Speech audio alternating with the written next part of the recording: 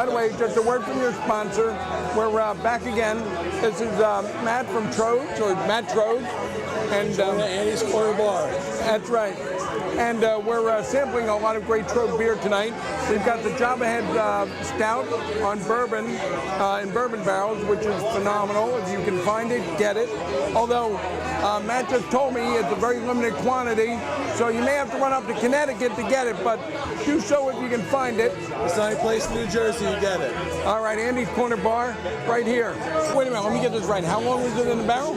I believe it was 10 months. Don't quote me on that. Whoa. Don't quote me on that. But Okay. I have to double check. Approximately 10 months. Yes. Okay. So, because I know we have Troegs in here right now in bourbon barrels, and that's been in there a little over a year.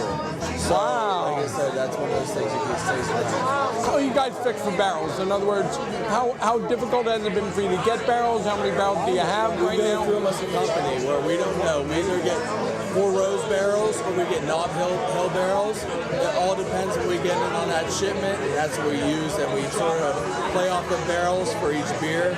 So like I said, for this was a 4 rose barrel. So what's the genesis behind this? You took the Java Stout and then decided to just throw it in some bourbon barrels? Exactly. Once it was done with the fermentation and close, we put it in the bourbon barrels, and that's where it gets all that flavor that gives the bourbon up front, and then the Java here gets a little complex. You also get a little bit of cocoa nibs in the back from it, so it's very nice. So nice complex flavor. Now, I noticed that on your website you talked about using ground coffee, that you actually use ground coffee in the boil? No, it's actually in our hop back. In our hop back, we'll act like a French press, where that hot wort will circulate through the hop back, which almost gives it more of an aromatic flavor, and it just pulls through that coffee just like a French press would. That is tremendous. So really, you're actually brewing coffee at the same time you're brewing beer. Exactly. That's phenomenal. It's getting that nice coffee flavor throughout the beer. Now, who came up with that idea? That would obviously be Chris and John, the brothers. Very good. That's a beautiful job. I mean, this is a wonderful beer. Cheers. It's got a great flavor. It's wonderful. But let's talk about some of your other beers now. Hop Blizzard. How new is that? I haven't seen it before. Blizzard hops, that was our winter seasonal. With that, we use a white wheat malt and an unmalted wheat. So with that, with the hops, it's real nice to balance at first. You're just going to get a real nice just hop crispness, and so you'll finish real nice and clean from the wheat malt. Is it a single hop, multiple hops? What are you doing multiple here? Hops. What hops are you using? The one that stands out the most is our El Dorado hop. So that will stand out since it's a big citrus. But like I said, with that, the 2 wheat malts that we use for that, it finishes real nice and clean. Now, the 2 scratch beers that we've got here tonight, the 171, the Amber, and the 170s, both are very, very, very hoppy, but they're wonderfully balanced. Very nice and balanced. With our 171, we use an experimental hop called Nuggazilla. So with that, you pick up on some nice complex flavors, almost a little bit of coconut and strawberry. And it's just a real nice amber ale. It's perfect for this time of year. So, and the 170, that's our pale lager. So you get that real nice northwestern Cascade hops in the front, and it finishes with that nice lager crispness from any Pilsner you would get too. Just that lager, nice crisp at the end. Was it the intent to brew it primarily as a session beer? Because at 4.6, you've got to say, I want to come back and I want to have this over and over and over again. Continuously, exactly. It's just a nice sessional beer where you can enjoy it, just packed full of flavor.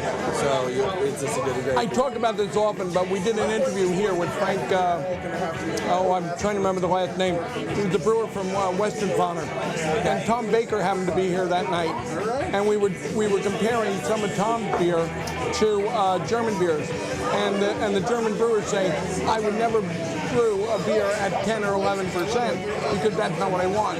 I want the 4%. Americans like more. Right? They want bigger beers. They want to try more flavor, and that's what we love about it. So. It's very nicely done. I have tried the 171 already. The Amber is beautiful. Try it out. Definitely. It's just like I say, you pick up a little bit of coconut, you get a little bit of strawberry in the back end. It's an amazing. The Amber, though, if you gave it to me straight off, I would almost not think Amber. I would think Pale Pale, American Pale. If you couldn't choose between the two, yeah. But yeah, definitely get the amber color, just that beautiful copper. So now you mentioned the Troegs. We're going to see Troegs in bourbon barrels? Eventually, yeah. You probably won't see that until probably about fall time. When? Around the fall. Okay. So now, will that be available in can, bottle? Will it only be draft? What is it? Just draft. Just draft. So find your local establishment for draft beer for Troegs on bourbon barrels. That sounds like fun. What now? That Troegs is normally out there at 8.2. What do you think? What do you think is going to happen with the bourbon? It will raise. It will probably be right around 10% by then. Okay. That's tremendous. Really, it's a fun night. The beer selection. We were looking at it earlier, saying there's something there for everyone.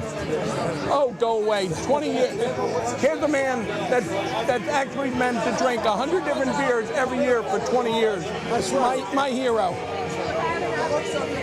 I'm only up to 18. He's got me beat. I'll see you in 2 years, buddy. Absolutely. Well, glad you enjoyed Troegs. Find your nearest establishment, get a Troeg beer and enjoy, because there's plenty to be had. As this lineup shows, there's something for everyone. There's the session beer, there's the big beer, there's the hoppy beer, there's the Hefeweizen. There is anything that you can imagine in Troeg beer. So go see our neighbor in Pennsylvania and enjoy a Troeg beer. From Andy's Corner Bar, I'm Joe McCusker. Enjoy. That's good.